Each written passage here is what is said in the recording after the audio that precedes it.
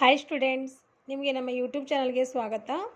ಇವತ್ತು ನಾವು ವೇದಗಣಿತದಲ್ಲಿ ಊರ್ಧ್ವ ತಿರ್ಯಂಕ್ ವಿಧಾನವನ್ನು ನೋಡೋಣ.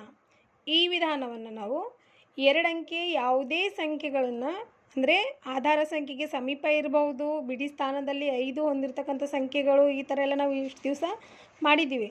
ಆದರೆ ಇವಾಗ ಸಂಖ್ಯೆಗಳು ಯಾವೇ ಇದ್ದಿರಲಿ, ಆ ಎರಡಂಕೆಯ ಸಂಖ್ಯೆಗಳನ್ನು ಗುಣಾಕಾರ ಮಾಡೋದು ಹೇಗೆ ಅನ್ನೋದನ್ನು ನಾವು ಈ ಊರ್ಧ್ವ ತಿರ್ಯಂಕ್ ವಿಧಾನದ ಮೂಲಕ ಹೇಗೆ ಮಾಡೋದು ಅಂತ ನೋಡೋಣ. ನೋಡಿ, ಊರ್ಧ್ವ ತಿರ್ಯಂಕ್ ವಿಧಾನ ಅಂದರೆ ಲಂಬವಾಗಿ ಮತ್ತು ಕತ್ತರಿಯಾಗಿ ಎಂದು ಅರ್ಥ. ಅಂದರೆ ಇವಾಗ ಇಲ್ಲಿ ಉದಾಹರಣೆಗೆ ಕೆಲವೊಂದು ಸಂಖ್ಯೆಗಳನ್ನು ತೊಗೊಂಡಿದ್ದೀನಿ. ನೋಡಿ, 15 ಇದೆ. 15 ಗುಣಿಲೆ 21. ಈ ಸಂಖ್ಯೆಗಳನ್ನು ನಾವೇನು ಮಾಡಬೇಕು, ಒಂದ್ರ ಕೆಳಗಡೆ ಒಂದಾಗಿ ಬರ್ಕೊಳ್ಬೇಕು. ಮೊದಲು ನಾವು ಎರಡಂಕಿಗಳ ಸಂಖ್ಯೆಗಳನ್ನು ಮಾಡೋದ್ರ ಮುಖಾಂತರ ಮುಂದಿನ ಈ 3 ಅಂಕಿದು ಮಾಡ್ಬೋದು. ಈ ವಿಧಾನದಿಂದ ನಾವು 4 ಅಂಕಿಯ ಸಂಖ್ಯೆಗಳನ್ನು ಗುಣಾಕಾರ ಮಾಡ್ಬೋದು. ಆದರೆ ಮೊದಲು ಅಭ್ಯಾಸ ದೃಷ್ಟಿಯಿಂದ ನಾವೇನು ಮಾಡೋಣ, ಇವಾಗ ಎರಡಂಕಿಯ ಸಂಖ್ಯೆಗಳನ್ನು ಗುಣಾಕಾರ ಮಾಡೋದನ್ನು ಅಭ್ಯಾಸ ಮಾಡೋಣ. ನೋಡಿ, ಏಕಂ ಅಂದರೆ ನಾವು ಬಿಡಿ ಸ್ಥಾನ. ನಾವು ಇವಾಗ ಬಳಸ್ತಕ್ಕಂಥ ಗಣಿತ ಪುಸ್ತಕೀಯ ಭಾಷೆಗಳಲ್ಲಿ ಬಳಸ್ತಕ್ಕಂಥ ಬಿಡಿ ಸ್ಥಾನಕ್ಕೆ ನಾವು ವೇದಗಣಿತದಲ್ಲಿ ಏಕಂ ಸ್ಥಾನ ಅಂತ ಹೇಳ್ತೀವಿ. ದಶಹಂ ಅಂದರೆ 10ರ ಸ್ಥಾನ ಅಂತ. ಶತಂ ಅಂದರೆ ಶತ ಅಂದರೆ 100, ಸೊ 100ರ ಸ್ಥಾನ. ಏಕಂ ಬಿಡಿ, ದಶಹಂ 10, ಶತಂ 100 ಅಂತ ಅರ್ಥ. ನೋಡಿ, ಇದನ್ನು ಮಾಡತಕ್ಕಂಥ ವಿಧಾನವನ್ನು ಹೇಳ್ತೀನಿ. ಬಿಡಿ ಸ್ಥಾನದಲ್ಲಿ 5 ಇದೆ ಮತ್ತು ಇಲ್ಲಿ 1 ಇದೆ. ಸೊ ಅವೆರಡನ್ನು ಗುಣಾಕಾರ ಮಾಡಿ 5 ಗುಣಿಲೆ 1 ಅಂದಾಗ 5 ಆಗುತ್ತೆ. ನೆಕ್ಸ್ಟ್ ಕತ್ತರಿಯಾಗಿ ಅಂದರೆ ಕ್ರಾಸ್ ಮಲ್ಟಿಪ್ಲಿಕೇಶನ್ ಮಾಡಬೇಕು. ನೋಡಿ, 1 1 ಗುಣಿಲೆ 1 ಪ್ಲಸ್ 2 5 10 ಅಂದರೆ ಕ್ರಾಸ್ ಮಲ್ಟಿಪ್ಲಿಕೇಶನ್ ಮಾಡಬೇಕು. ಸೊ ಬಿಡಿ ಸ್ಥಾನದಲ್ಲಿರೋದು 10ರ ಸ್ಥಾನದಲ್ಲಿರುವ ಸಂಖ್ಯೆಗೆ ಮತ್ತು ಬಿಡಿ ಸ್ಥಾನ 10ರ ಸ್ಥಾನದಲ್ಲಿರ್ತಕ್ಕಂಥ ಅಂಕಿಗಳಿಗೆ ನಾವೇನು ಮಾಡಬೇಕು, ಕ್ರಾಸ್ ಮಲ್ಟಿಪ್ಲಿಕೇಶನ್ ಓರೆ ಗುಣಾಕಾರ ಮಾಡಬೇಕು. ನೋಡಿ, ಇಲ್ಲಿ ಡಿಟೇಲಾಗಿ ನಾವು ಪ್ರತಿ ಸಾರಿ ಬರ್ಕೊಳ್ಳೋ ಅವಶ್ಯಕತೆ ಇಲ್ಲ. ಇವಾಗ ವಿಧಾನ ತಿಳ್ಕೊಳ್ಳೋವರೆಗೂ ನಾವು ಈ ಥರ ಬರೆದೇ ಪ್ರಾಕ್ಟೀಸ್ ಮಾಡಬೇಕು. ವಿಧಾನ ಗೊತ್ತಾದ ನಂತರ ನಾವೇನು ಮಾಡ್ಬೋದು, ನೇರವಾಗಿ ಮನಸ್ಸಲ್ಲೇ ಗುಣಿಸೋದ್ರ ಮುಖಾಂತರ, ಮನಸ್ಸಲ್ಲೇ ಕೂಡಿಸೋದ್ರ ಮುಖಾಂತರ ನಾವೇನು ಮಾಡ್ಬೋದು, ಲೆಕ್ಕಗಳನ್ನು ತುಂಬ ಫಾಸ್ಟಾಗಿ ಮಾಡ್ಬೋದು. ನೋಡಿ, 1 1 1, 2 5 10. ಸೊ 10 ಪ್ಲಸ್ 1 ಅಂದರೆ 11 ಆಗುತ್ತೆ. ನೆಕ್ಸ್ಟ್ ಮತ್ತು 10ರ ಸ್ಥಾನಕ್ಕೆ ಅದು ಶತ ಮಾಡಲಿಕ್ಕೆ ನಾವೇನು ಮಾಡಬೇಕು, 1 2 2 ಗುಣಾಕಾರ ಮಾಡ್ಕೋಬೇಕು. ಸೊ ಈ ವಿಧಾನದಲ್ಲಿ ಏನು ಜಾಸ್ತಿ ತಲೆ ಕೆಡಿಸ್ಕೊಳ್ತಕ್ಕಂಥದ್ದು ಏನಿಲ್ಲ. ನಾವು ನೇರವಾಗಿ ಗುಣಾಕಾರ, ಬಿಡಿ ಸ್ಥಾನವನ್ನು ಗುಣಾಕಾರ ಮಾಡಬೇಕು. ನಂತರ 10ರ ಸ್ಥಾನಕ್ಕಾಗಿ ನಾವೇನು ಮಾಡಬೇಕು, ಓರೆ ಗುಣಾಕಾರ ಮಾಡಿ ಬಂದಿರತಕ್ಕಂಥ ಗುಣಲಬ್ಧವನ್ನು ಕೂಡಿಸ್ಬೇಕು. ಅದಾದಮೇಲೆ 10ರ ಸ್ಥಾನದಲ್ಲಿರ್ತಕ್ಕಂಥ ಅಂಕಿಗಳನ್ನು ಗುಣಾಕಾರ ಮಾಡಬೇಕು. ನೋಡಿ, ಇವಾಗ ಇಲ್ಲಿ ಎರಡು ಸ್ಥಾನ ಬಂದಿದೆ. 2 ಸ್ಥಾನ ಬಂದಾಗ ನಾವೇನು ಮಾಡ್ತೀವಿ, ಒಂದು ಸ್ಥಾನವನ್ನು ಬರ್ಕೊಳ್ತೀವಿ, ಇನ್ನೂ ಒಂದು ಸ್ಥಾನದಲ್ಲಿರ್ತಕ್ಕಂಥ ಅಂಕಿಯನ್ನು ಮುಂದೆ ಪಾಸ್ ಮಾಡ್ತೀವಿ. ಸೊ 2 + 1 3 ಆಗುತ್ತೆ. ಅಂದರೆ 15 ಗುಣಿಲೆ 21 ಗುಣಾಕಾರ ಮಾಡಿದಾಗ 315 ಉತ್ತರ ಬರುತ್ತೆ. ಸೊ ಅಭ್ಯಾಸ ಮಾಡೋವರೆಗೂ ನಮಗೆ ಅನಿಸುತ್ತೆ ತುಂಬ ಕಷ್ಟ ಇದೆ ಅಂತ ಅನಿಸುತ್ತೆ. ಆದರೆ ಅಭ್ಯಾಸ ಮಾಡಿದ ಮೇಲೆ ನಮಗೆ ಗೊತ್ತಾದ ಮೇಲೆ, ನಾವು ರೂಢಿ ಆದಮೇಲೆ ಏನಾಗುತ್ತೆ, ಇಲ್ಲ ತುಂಬ ಈಸಿ ಇದೆ, ನಾವು ಇದನ್ನೇ ನಾವು ಫಾಲೋ ಮಾಡ್ಬೋದು ಅಂತ ಅನಿಸುತ್ತೆ.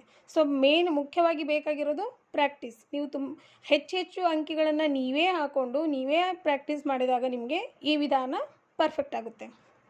ನೋಡಿ, ಇಲ್ಲಿ ಇನ್ನೊಂದು ಸಾರಿ ಹೇಳ್ತೀನಿ. ನೋಡಿ, ಇದು 5 1 5, 1 1 1, 2 5 10.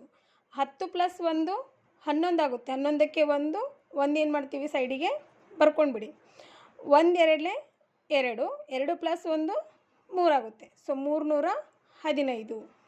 ಸೊ ಅದೇ ಥರ ಇನ್ನೊಂದು ಅಂಕಿ ಬರ್ಕೊಂಡಿದ್ದೀನಿ ನಾನು. ನೋಡಿ, 53 ಗುಣಿಲೆ 22 ಇದೆ. ಸೊ 53 ಗುಣಿಲೆ 22ಕ್ಕೆ 3 2 6, 3 2 6.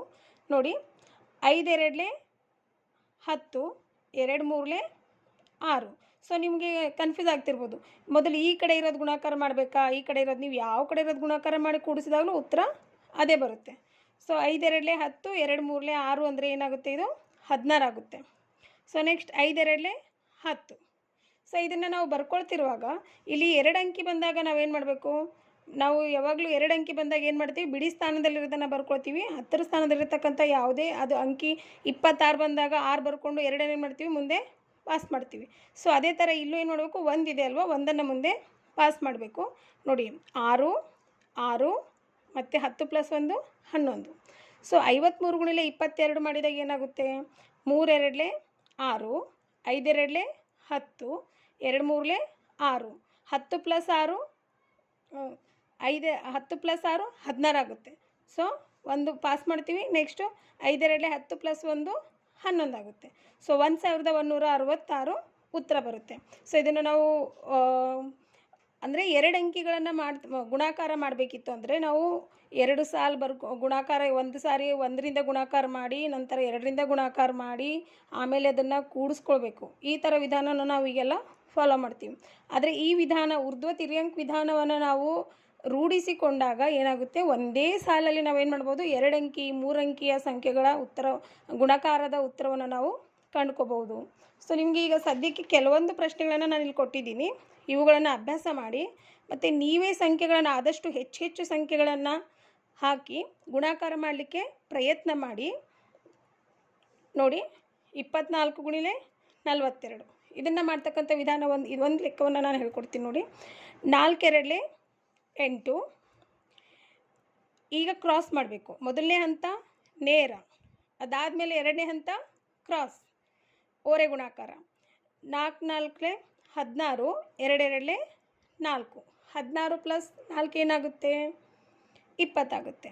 ಸೊ 20ಕ್ಕೆ 0, 2 ಮುಂದೆ ಪಾಸ್ ಮಾಡಿದೆವು. ಸೊ 4 2 8, 8 + 2 10 ಆಗುತ್ತೆ. ಸೊ ಈ ಥರ ನಾವು ಏನು ಮಾಡ್ಬೋದು, ಈಸಿಯಾಗಿ ಒಂದೇ ಸಾಲಲ್ಲಿ ನಾವು ಉತ್ತರವನ್ನು ಕಂಡ್ಕೋಬೋದು. ಈ ಉಳಿದಿರ್ತಕ್ಕಂಥ 3 ಲೆಕ್ಕಗಳನ್ನು ನೀವು ಮಾಡಲಿಕ್ಕೆ ಪ್ರಯತ್ನ ಮಾಡಿ. ಹಾಗೆ ನಿಮಗೆ ತಿಳಿದಿರ್ತಕ್ಕಂಥ ಬೇರೆ ಬೇರೆ ಸಂಖ್ಯೆಗಳನ್ನು ಹಾಕ್ಕೊಂಡು ಹೆಚ್ಚು ಲೆಕ್ಕಗಳನ್ನು ಮಾಡಿದಾಗ ನಿಮ್ಗೆ ಏನಾಗುತ್ತೆ, ಪರ್ಫೆಕ್ಟ್ ಆಗ್ತೀರಾ, ರೂಢಿ ಆಗುತ್ತೆ.